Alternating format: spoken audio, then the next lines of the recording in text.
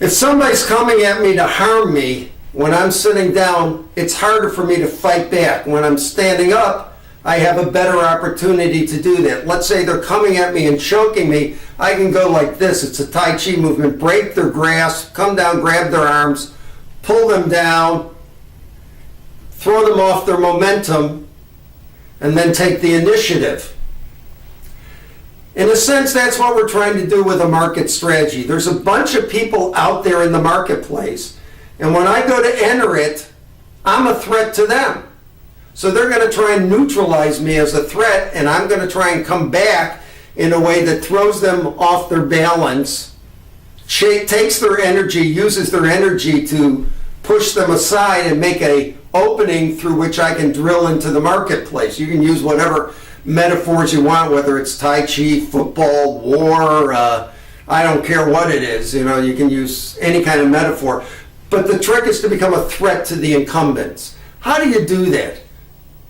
Well, I think there's 3 steps that you really want to keep in mind, particularly if you're a small player. The first step is, how do I really know I have something that is going to be interesting to end users? And the easiest way to do that is, once you're serious about going to market, do concurrent engineering. We've talked about this before. If you don't know what it means, run to the web, Google it, Alta Vista it, About It, whatever web search engine you want to use, but go find out what it means and look at it, understand it, and then do it. The second thing is beta testing. You want to get something out there to people who are going to be your lead customers so they can try it. Even if you're going to license it, test it with people who are downstream customers, because when you go to that target, you want to be delivering customers, not just technology. So that's the second thing. And the third thing is trust building. I want to build trust relationships with people so that we are all on the same page, so that we begin to understand how to work together better.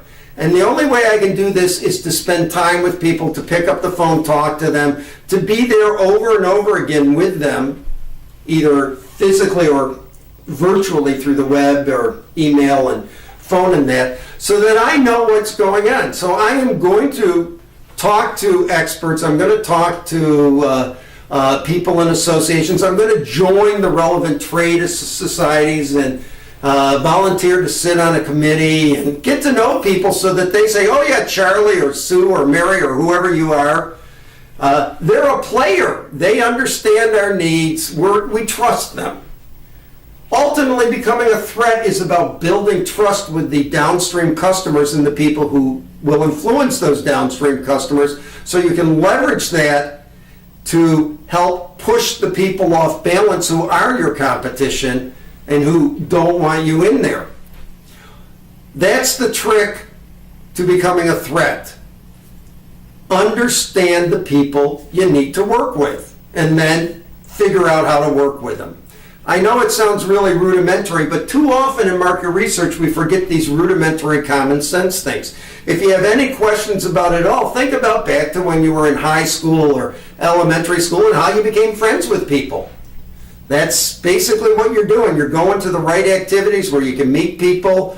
You know, if you're doing sporting goods, you're going to sporting events. You know, you're going to meet people, understand what needs are, talk to them, be friendly to them, and most important of all, you're going to listen. You're going to start a conversation by saying hi, and then you're going to say, what do you need? And you're going to listen to their needs a lot. You just listen, and they'll help you design your market entry strategy. One trick I always use is I go to people and I said, if this was your problem, what would you do to enter the market? How would you solve this problem? And I listen, because you'd be amazed how many good ideas I pick up that way.